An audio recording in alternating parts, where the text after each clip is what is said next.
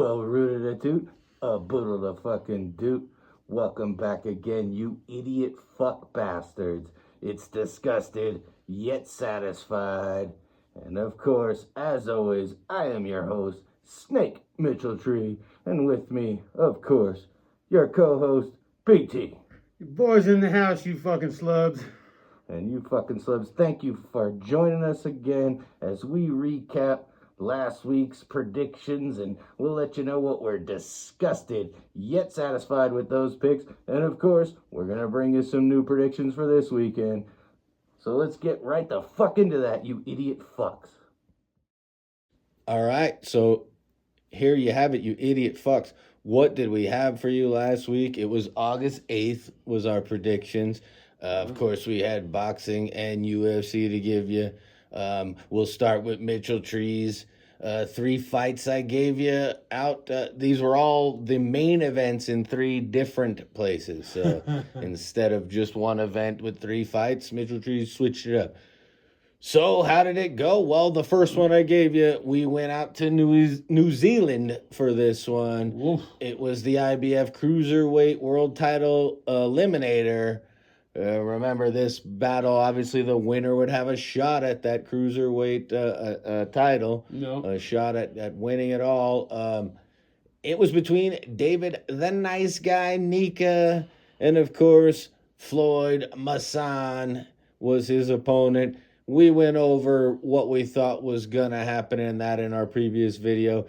Mitchell Tree obviously had the Nice Guy, heavily favored in this one at that minus 600. This fight, it was entertaining. I mean, Floyd Masson usually is a very entertaining fighter. He's fun to watch. He always brings it. This one, though, it wasn't, I can't say it was my favorite fight of the night, but it was good. Nika got it done. It did go the distance. We'll show it here. It went to a unanimous decision, so all 12 rounds were fought through. And again, it just, I don't know. It wasn't that exciting of a fight, but and actually, I mean, it was unanimous, but I think it was a little closer than that. Actually, I mean, They go 12 rounds. It went all 12 rounds, yeah, and it was pretty decisive in Nika's favor. But I'm not saying they're wrong. I don't know. It was a little closer than that, I think. Nothing too special, though. But Mitchell Tree did have the Nice Guy Nika winning it, and so we'll take it on the first one as a victory for Mitchell Tree. Nice Guy wasn't a little too nice on that one. Yeah. He almost was too nice. He almost lost that thing, as far as I'm concerned. But, all right, so then the next one Mitchell Tree had for you, of course, was now the IBF World Middleweight title. It was vacant. This was up for grabs here in this one. We had to go to Dublin, Ireland for this one, where we had, of course, the Irishman himself from Ireland, Aaron Silencer McKenna. Of course, he fights out of L.A., California now, but he went back home to fight for this battle against, I guess you could call him the Italian since he fights out of Italy and was born in Italy, Etinosa El Chapo Olia. El Chapo, huh? Sounds real Italian to me. Well, Mitchell Tree, of course, said you're going to take, in this one, you're going to take the favorite here. McKenna was the minus 450. No. He was the favorite. Yeah, Etinosa was plus 310. He was, This one, how did it go? It did go the distance also. Oh, shit. But again, unanimous decision in favor of the Irishman. Silencer McKenna got it done. Nice. And this one definitely was unanimous. In this one, Etinosa started off pretty decent, at least in those first couple of rounds. I mean, but I don't know. I think I had them both listed at 6-1 even. There's no way they're the same size. Lehigh was definitely shorter in this fight, so I think I might have had that misprinted there or whatever. Just like the previous fight. There's no fucking way Nika is actually 6 inches taller than Masson. I mean, he's there. That's how they're listed. Well, But I'm looking at those fighters. They do not look like they're that big of a dude. They don't look like they're that big. Yeah.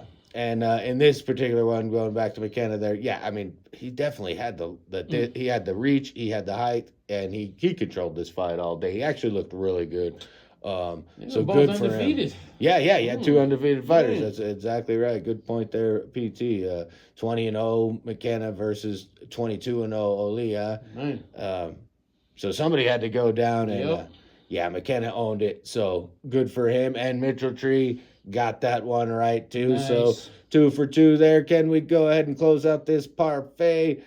Well, of course, the final fight was the main event of the night, and that was for the British and Commonwealth super middleweight titles again here. We went out to the UK. We were heading to England for this one. It was the rematch between Troy Trojan Williamson and, of course, Callum Simpson, the guy he took that title from just last December. So this rematch, this was exciting. It was a great fight. It was expected to be a great fight. Yep. And Mitchell Tree, of course, said that, as much as I really think that the Simpson, that revenge was definitely in play there, I just had that feeling Williamson was going to get it done. So Mitchell Tree took Troy Trojan Williamson in that one. And how did it go? Well, another one went the full distance, of course, all 12 rounds again in this one. All 3 of these fights that Mitchell Tree gave you went all 12 rounds. This one, again, a unanimous decision.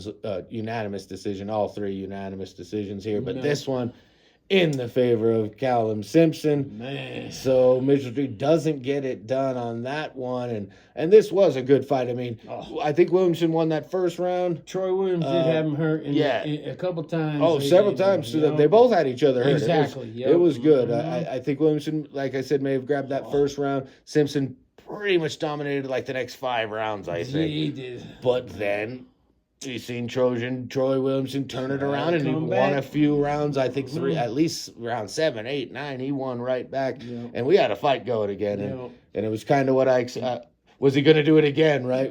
He should have been at it. The 3rd round, I thought he was going to. Troy Williams, I thought he was done, but no, that motherfucker, he's a tough motherfucker. So and no doubt, PT, he definitely is. He stuck in that thing and pushed it hard, and then you get to that final 9th, it was the 10th, 11th, and 12th round. Man. This is going to decide everything right here. If Trojan closes out strong like he did the previous fight, he retains that title. But what ended up happening, actually, Simpson closed that thing out really strong. Although, like you said, even in the 12th round, I believe. He had him hurt. Williamson had him hurt again. At any point, this could have went the other way, but it didn't. And the scorecards had it right, though. Down the stretch, Simpson owned it and won this thing outright. And it was a good fight, though. It definitely was a good fight. I don't know if there will be a part 3 for this. Usually you get a rubber match. I'm not sure if that's in the cards or not, but we shall see. But unfortunately, gotta give him a rubber match. Yeah, I'd love to see it. Love to see it. Yep. 2 great fights. That one was pretty exciting too, just like the first one. I think this one even had a little bit more action. Than the first one. Sure. That one was a good fight. Yeah. Yep. So with that said, there's Mitchell Tree's parfait. As you see it there, just missed that plus 202 that I had sitting there. And like I mentioned in the fight or in the previous video, had you switched up and went with Callum, you probably would have went something pretty decent. You wouldn't have got a plus 202, but that isn't how Mitchell Tree's seen it, and that's what we went with. And there you go. I'm disgusted with the 2-1, 2 out of 3. Didn't happen, but hey. How did PT do then, on the other hand? Because you had some UFC going on that night. Yes, sir, I did, Mr. Snake. And I think your guy PT did it again. Oh, shit. Let's see. He's been on fire. You absolutely been killing it. How did this go down? All right, UFC, August 15th in Las Vegas. I went for a 3-fight parfait. Awesome fights. I mean, awesome. First fight I went with was Ty Thriller Miller against Billy Ray Goff. Thriller Miller, man, he got her done. He beat the crap out of Billy Ray.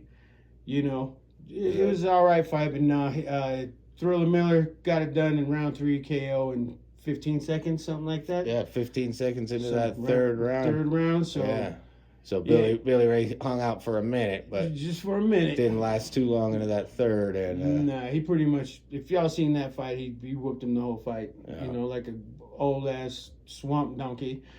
But so Ty Thriller Miller got it done for me in that first one. So not disgusted with that one. Second fight, Yadir the Cuban Problem Del Val. Oh man, Darren the Damage, Elkins, he got damaged. He got destroyed. Round 1, 35 seconds. 35 KO. seconds. That did not last long. That did not. And of course, Yadir's 12 years younger than him.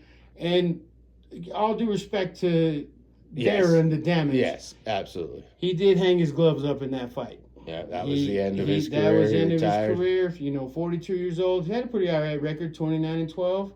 Yeah. You know, good guy, whatever, but nah. He's fought a lot. Yep.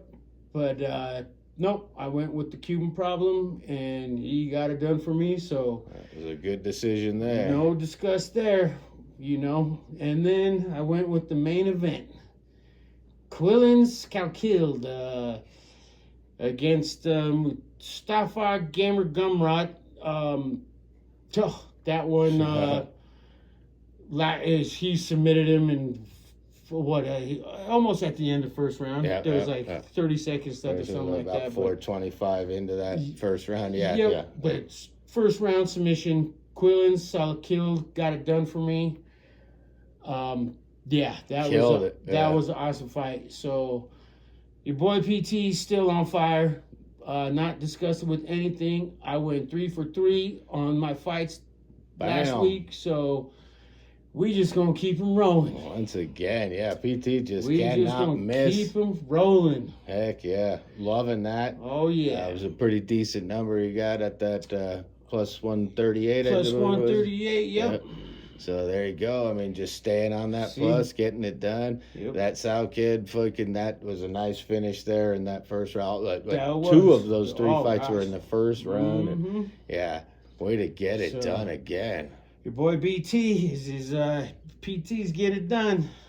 Yep. We'll on see what's up. fire. Here we go. Yeah, we're gonna have to keep it going. Yes, we are. And Snake, you gonna get this shit done this week? I think so. Yeah. Oh yeah. Mm-hmm. So I got a couple things lined up for you. We're heading to Saturday, August 15th now, so that'll be our predictions for this weekend. Mr. Tree's got some boxing for you. We're going to Atlanta, Georgia, USA. Here we go. We got it's a good night of fights, but Mitch Tree's only going to grab a couple that he likes right here for you, and let's get to it.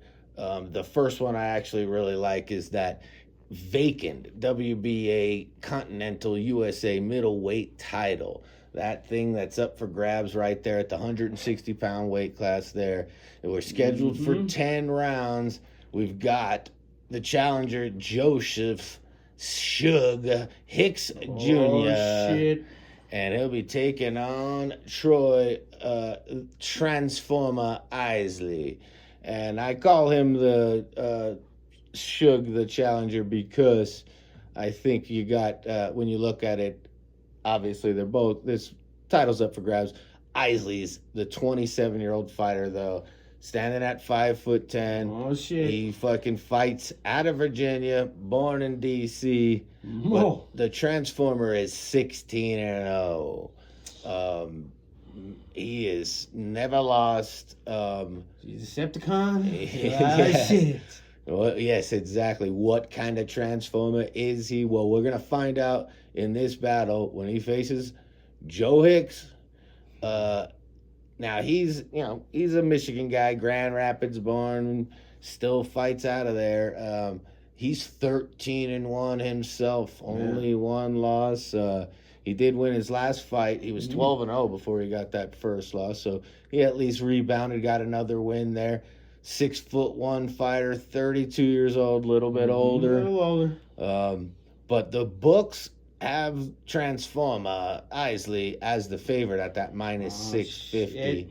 And you got Shug, Joe Hicks Jr., he's sitting at a plus 410. So, like I said, this one's up for grabs. Vacant title here. Isley's the favorite, but Mitchell Tree is gonna go with Suge here. I'm taking Joe Hicks. Yeah, I like that. I'm gonna take that plus 410 number. We're gonna ride that. I think he's a little bit older, doesn't have as many fights, but not by much. What, 2 less fights? I think he's got what it would take to beat Isley. I think I wouldn't give him his first loss. Yeah, exactly.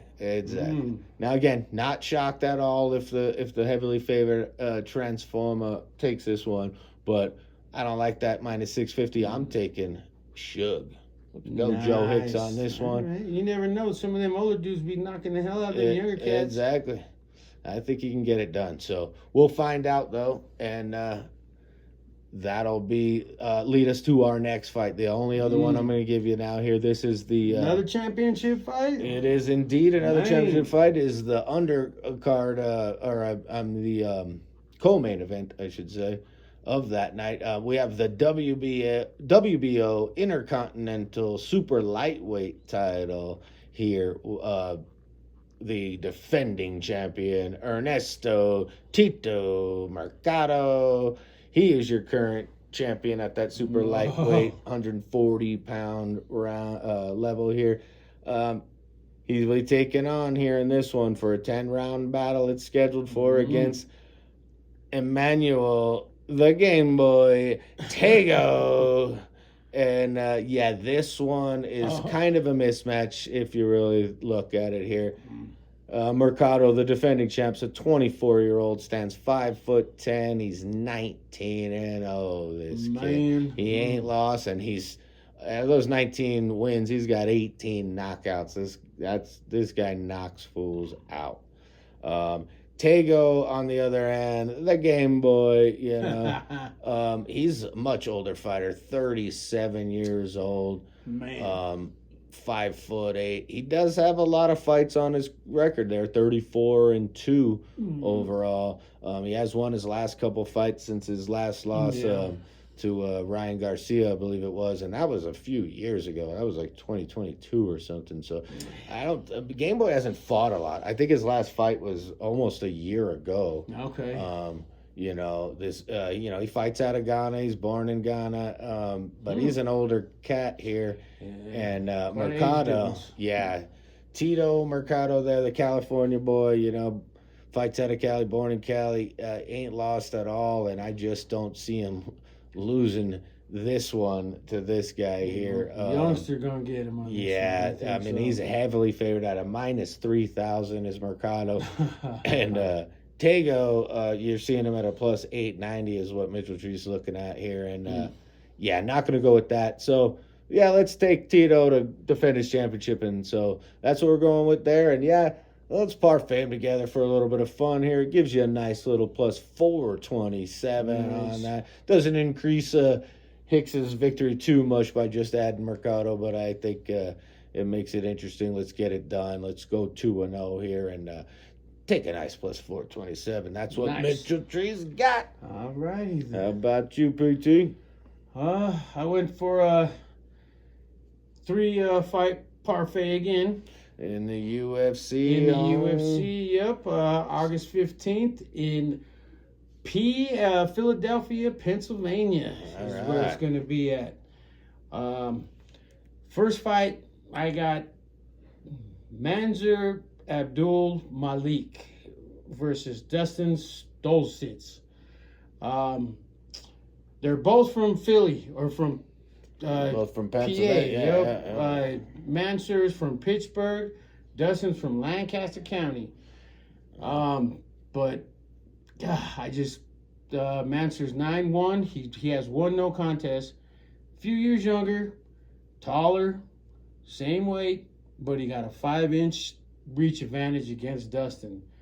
So I'm thinking, I've seen both these guys before, but I'm going with Mansur.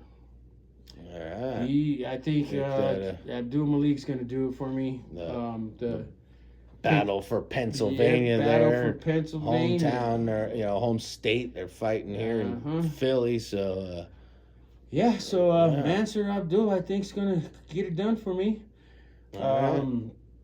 Number 2. All right. PT never does this. I don't know if you've been watching this. I never really bet on the girl fights. But this one, I had to. Because I think this one's a championship fight. Mackenzie Dern versus Jillian the Savage Robertson. We got Mackenzie Dern from Brazil, Robertson from Canada, and I don't know. This one is going to be a good one, but Mackenzie Dern's a champ. She's a little older, pretty much same size, everything except the record. Mackenzie 16-5, Jillian 17-8. Mackenzie's a little older, but same size all around. Quite a bit of experience from both of them. Exactly. You know, they've been in the game for a while, and I do like both these girls. But like I said, I usually never bet on the girls, but I'm taking the champ in this one. All right, I'm PT taking see something here. Dern. PT's seeing it with Dern. Huh? So, yeah, I'm taking Mackenzie Dern in my second fight. That's the co-main event. All right. So that's what I'm doing. Main event now. This one had my mind boggle a little bit. Oh, man. But It's a tough one. Islam Makhachev versus Ian the Future Machado Gary. I like both these guys. I don't know. They're both good they're fighters. both good fighters. Ian the Future, he's a monster. I mean, he towers over Islam. He has a reach advantage. Yeah. He's younger. But Islam's 28-1. Ian's 17-1. Islam hasn't lost in the UFC. His first loss was in, I believe, was 2015 or 2014. And ever since then, he has been a monster. Ian the Future never lost in the UFC. He lost in some other promotion or some shit like that, but never lost in the UFC. But I'm taking Islam Makhachev in the main event. He's the champion. And I believe he's still going to be the motherfucking champion after this fucking fight. All right. So that's who I'm going for. We got Islam's from Russia. Ian is from Ireland.